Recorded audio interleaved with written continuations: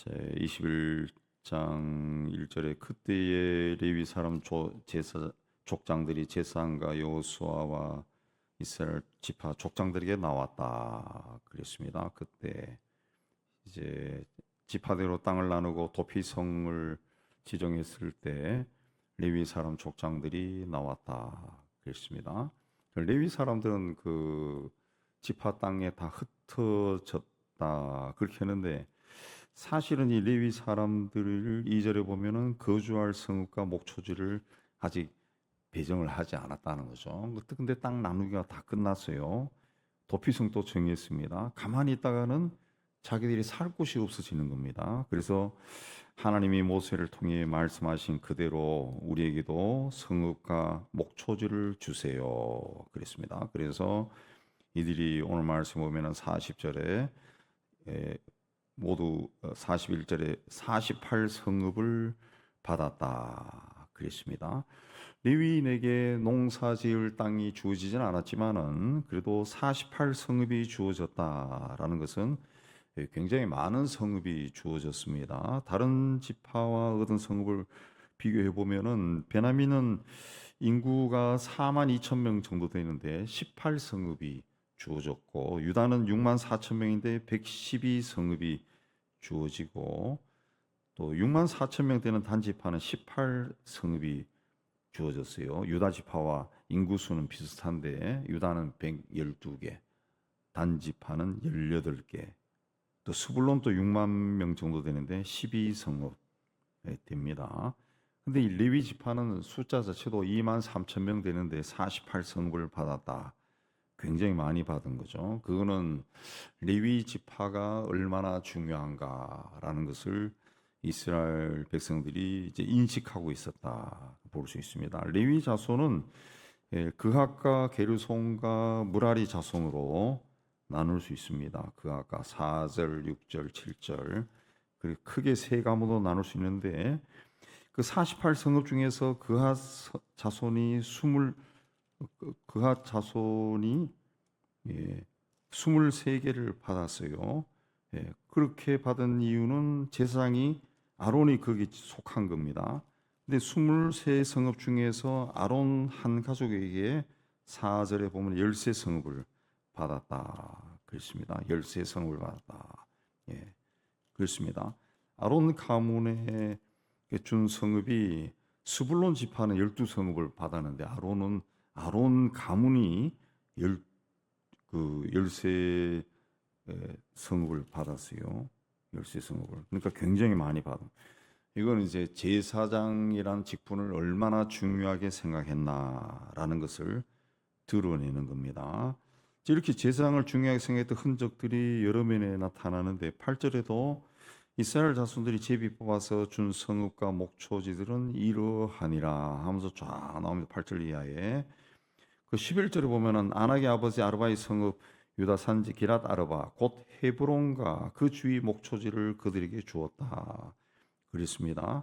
그 헤브론은 갈렙이 정복한 땅입니다. 갈렙이 헤브론의 소유권을 주장할 수 있지만은 제사장에게 주기 위해 가지고 갈렙이 정복한 땅을 제사장에게 줬다는 거죠. 거기에 대해서 갈렙이 어떤 이의 제기를 하지 않는 그 모습을 볼 수 있습니다. 그러니까 제사장이라고 하는 직분이 이스라엘 공동체에서 얼마나 중요한가라는 것을 보여주고 있습니다. 보여주고 있습니다. 그리고 11절에 그 헤브론을 주고 그 성읍의 바깥 촌락들은 갈렙에게 주어 소유가 되게 했다. 그랬습니다. 우선순위가 제사장에 있고 나머지 땅을 이제 갈렙이 가졌다. 그랬습니다. 20절에 보면은 레위 사람 그핫 자손 중에 남은 자들의 가족 그핫 자손에게는 제비 뽑아 에브라임 지파 중에서 성읍을 줬다. 그핫 자손에게는 모세의 자손들도 포함되어 있습니다. 모세도 그핫 자손입니다. 그러나 모세의 자손이 특별히 언급되지 않습니다. 아론의 자손만 특별하게 언급되고 있습니다. 그 모세가 이스라엘 출애굽시키고 가나안 정복에 나선 광야 시대를 이끈 둘도 없는 지도자지만은 제사장은 아론이라는 거죠. 아론. 그래서 그 희한하게도 이후에는 모세의 자손에 대한 기록이 나오지 않습니다. 모세는 모세의 역할로 끝난 거죠. 자, 이렇게 레위 사람들이 중요시되면서 레위 사람들은 온 이스라엘 지파에 다 흩어집니다. 각 지파별로 다 흩어집니다. 자, 이렇게 레위 지파를 다 흩어버린 이유는 레위 자손들을 통해 가지고 이스라엘 사람들이 자기가 누군가, 자신들이 누군가라는 것을 잊지 않게 되는 겁니다. 잊지 않. 예. 그 민수기 13장에 보면은 하나님께서 내가 이스라엘 자손 중에서 레위인을 택하여 이스라엘 자손 중 모든 첫해 처음 난 자를 대신케 하였은즉 레위인은 내 것이다. 처음 난 자는 다 내 것이다. 이스라엘의 처음 난 자는 사람이나 짐승을 다 거룩히 구별했는데 그들은 내 것이다. 그랬습니다. 자, 레위 사람들은 이스라엘에게서 이 장자 그 출애굽할 때 그 애굽에 있는 모든 장자, 사람과 짐승의 첫 새끼가 다 죽었죠. 근데 양의 피를 문설주에 칠한 이스라엘의 장자들은 다 살았습니다. 그래서 그 장자는 하나님이 살린 거죠. 그래서 하나님이 내 것이다. 그렇게 했습니다. 근데 그 레위 사람들을 이스라엘 백성들의 장자 중에서 레위 사람들을 특별히 선택해서 하나님이 장자로 삼은 거예요. 장자로. 예. 이스라엘 장자 대신 레위 사람을 택했다는 거죠. 그러니까 온 이스라엘 백성 중에서 그 장자 한 사람 한 사람 뽑으면은 그 하나님의 사람으로 그 교육하기가 쉽지 않겠죠. 그 우리나라에서 뭐 5천만 백성 중에서 각 가정의 장자를 다 하나님의 사람으로 훈련시킨다. 이거 불가능한 겁니다. 불가능해요. 어디서 장자가 어떻게 무슨 일을 하는지도 모르고. 근데 레위 사람, 예를 들어 송파구 문정동에 사는 사람들은 다 하나님이 택해서 이 한국의 장자로 삼겠다. 그건 가능하죠. 여기 사는 사람들을 다 그냥 철저하게 어렸을 때부터 교육을 시키면은 이 장자 교육이 되는 거죠. 그렇게 해서 레위 사람들을 택한 겁니다. 그래서 그 레위 택한 사람들을 온 이스라엘 지파에 다 흩어버립니다. 예. 그렇게 한 것은 이제 그 사람들이 이제 뭐 여기 문정동에 사는 사람들을 온 나라에 다 경상도, 전라도, 충청도에 다 흩어버리면은 그 사람들이 우리 동네에 와서 사는 걸 못 보면서 동네 사람들이 뭘 생각해서 저 사람들 하나님의 사람이지. 우리는 하나님의 백성이지. 그렇게 느낀다는 거죠. 그래서 이 43, 4절에 보면은 레위 사람들이 성읍과 들을 얻어서 골고루 흩어져 살면서 그들 주위에 안식을 줬다. 평안히 살았다는 거죠. 평안히 살았다. 레위 사람들이 평안하게 살지 못하면은 하나님의 약속이 깨어지는 거죠. 예, 레위 사람들이. 그래서 사사기로 들어가면은 이제 막 전쟁이 일어나고 막 그렇게 하니까 이스라엘 사람들이 우상을 막 섬기니까 레위 사람들이 먹고 살기가 힘들어요. 그래서 방황하는 사람이 나오고 그러다가 또 다른 그 전쟁이 일어나고 막 그런 이야기들이 나오는데 레위 사람들이 그 지역에 와 있는 레위 사람들이 평안히 산다라고 하는 것은 이스라엘 백성들이 하나님을 잘 섬긴다라는 상징이 되는 거죠. 그 평화롭게 산다. 하나님의 샬롬이 그들 가운데 있다. 그걸 보여주는 겁니다. 레위 사람들은 하나님과 백성 사이에서 중보자의 역할을 한 겁니다. 중보자의 역할. 제사장으로 봉사하고 성막에 필요한 성전이 필요한 모든 것들을 관리하고 그런 일을 한 거죠. 그래서 레위 사람들을 이제 그 흩어져 살아가는 그 지파 사람들이 사랑하면은 잘 섬기면은 그 성도 평안해지지만은 우리 역사에 나타난 것처럼 그 지역의 사람들이 우상을 섬기면은 레위 사람들이 삶이 힘들어진. 옛날에는 그 성경에 나오지만은 곡물도 갖다 바치고 짐승도 갖다 바치고 그렇게 해서 그게 제물로 하나님께 제사를 드리고 그 일정 부분은 또 레위 사람들이 가져가고 그렇게 했는데 하나님께 예배 드리러 오지도 않으면은 살기가 힘들어지는 거죠. 살기가 힘들어지. 살기 힘들어진. 이게 이제 뭐 오늘날 성직자를 레위 사람에 비교할 수는 없지만은 그 이 코로나 이후로 그 코로나 처음에는 사람들이 집에서 가정에서 인터넷으로 예배하는 것이 굉장히 어색했어요. 그 주주주 하고 막 그러는데 그게 3년 동안 교회 출입을 막아버리니까 이 사람들이 이제 그 화면으로 예배를 하는 것이 익숙해진 거죠. 그래서 이 통계도 나오지만은 그 한 2, 30%가 교회를 안 나간답니다. 그리고 텔레비로 예배를 드린다고 하는데 그렇게 하다 보니까 그 교회에 이제 바쳐지는 그런 헌신, 또 헌금 뭐 이런 것들이 사라지니까 교회 운영이 안 되는 거죠. 교회 운영이 안 돼서 저 문을 닫는 교회들이 전국적으로 굉장히 많이 나타나죠. 굉장히 나타나고 그리고 성직자들이 이중직, 그래서 다른 자업을 가지고 일하는 사람도 굉장히 많이 생겨나고, 예. 결과적으로 그렇게 되면은 어떻게 됩니까? 예. 평화가 사라지는 거죠. 평화가 사라져. 교인들에게서도 샬롬이 살아. 이 신앙이라는 것은 나 홀로 할 수 있는 게 아니거든요. 내가 예수를 믿기는 하지만은 다른 사람과 한 공동체에서 생활하면서 그 사람을 보고 듣고 배우는 것이 많은데, 생각하는 것이 많은데, 나 홀로 텔레비전을 하나님 삼아서 아무리 교제봐도 신앙이 성숙해지지 않죠. 굉장히 그 자기 중심적인 것이 되어버립니다. 사사기에 나온 것처럼 그때는 사람들이 자기가 옳은 대로 행하였다 하는 것처럼 굉장히 이기적인 신앙이 되어버려요. 그 기독교 신앙이 굉장히 이기적으로 변해버리죠. 변해버려. 공동체로 해야 자기를 희생할 줄도 알고 남을 섬길 줄도 알고 다른 사람의 형편을 헤아릴 줄도 아는데 그런 것이 이제 사라지는 거죠. 사라지. 예.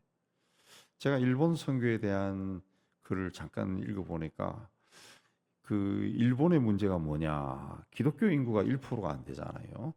네, 뭐 기독교가 대단한 일을 한다라는 것은 아니라 할지라도 기독교의 그 근본 정신은 사랑이고 섬김이고 희생이에요. 희생.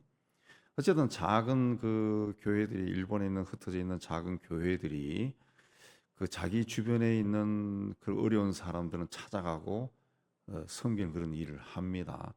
근데 이 기독교 인구가 너무 작고 교회가 너무 없기 때문에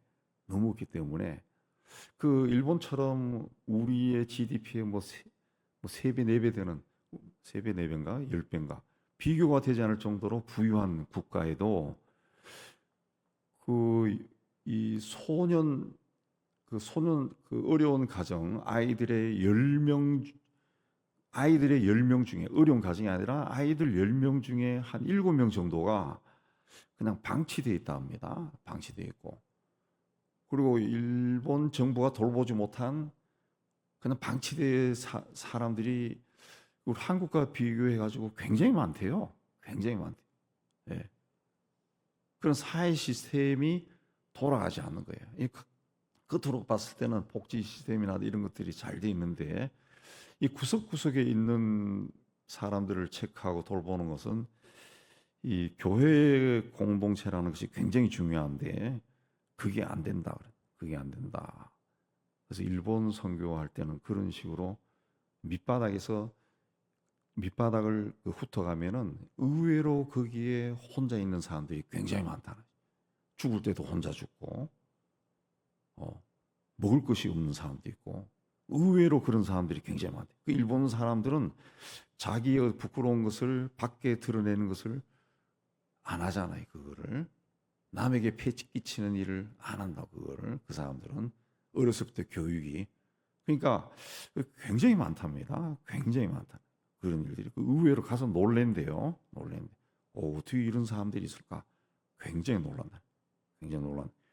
우리는 기독교가 들어와서 그 청일 전쟁, 너일 전쟁, 일본 식민지 또 6.25 전쟁, 뭐 좌우 뭐 투쟁 통해 가지고 한 100년 동안 계속 시끄러우니까 우리는 살려주세요 하면서 그냥 교회로 몰려갔죠. 교회로 몰려가고 예. 그리고 그 교회가 초기부터 외국 선교사들이 들어와서 그 60년대까지도 학교를 세우고 병원을 운영하고 저희가 80년대 신학교 다닐 때에도 미국 선교사가 신학교의 교수로 있었어요. 80년대 아마 중반 90년에 들어와서 미국 선교부가 우리나라에서 철수했어요. 80년대까지도 우리가 그 선교사들의 도움을 받았다는 거죠. 그렇게 해서 학교가 세워지고 교회가 세워지고 그게 굉장히 많죠. 양로원, 고아원, 예, 굉장히 많습니다. 그리고 우리나라에 그 있는 그 통성기도, 기도할 때 막 소리 지르면서 기도하는 거, 이게 그 국제에 통용되는 신학 용어에 통성 프레이어라고 돼 있어요. 통성 프레이어로도 돼 있고 어떤 데는 통성 기도라고도 그렇게 적혀요. 영어로. 예.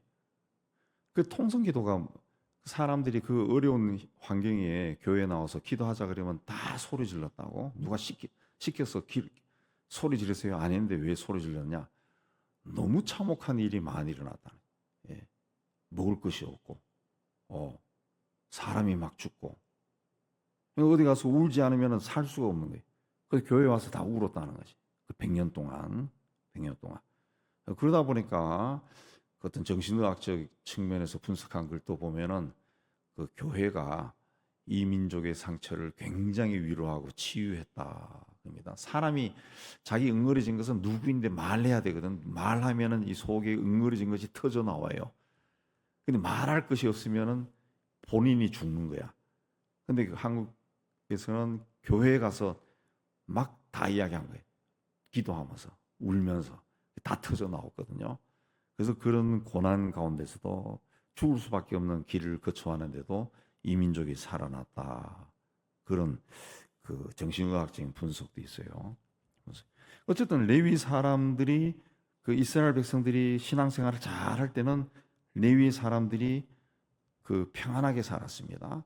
예, 성막, 성전도 다 유지하고 그야말로 성전에 있는 기구들도 반짝반짝 빛나고 청소도 깨끗하게 되어 있고 언제든지 가도 기도할 수 있고. 그러나 그 이스라엘 사람들이 그 하나님을 잘 섬기지 않을 때는 그런 일을 안 하죠. 그러니까 있던 성막도 그 성경엔 그 산당으로 나옵니다. 산당. 레위 사람들이 관리하던 성전 기능을 한 것이 초기에는 산당인데 그게 폐쇄되는 거예요. 폐쇄되는. 그럼 동네 사람들도 더 이상 안 가죠. 점점 그리 됐다라는 겁니다. 그래서 우리가 우리 주변에 동네에 교회가 있다, 나가서 기도할 수 있는 교회가 있다라고 하는 것 자체가 굉장히 고맙게 얘기해요.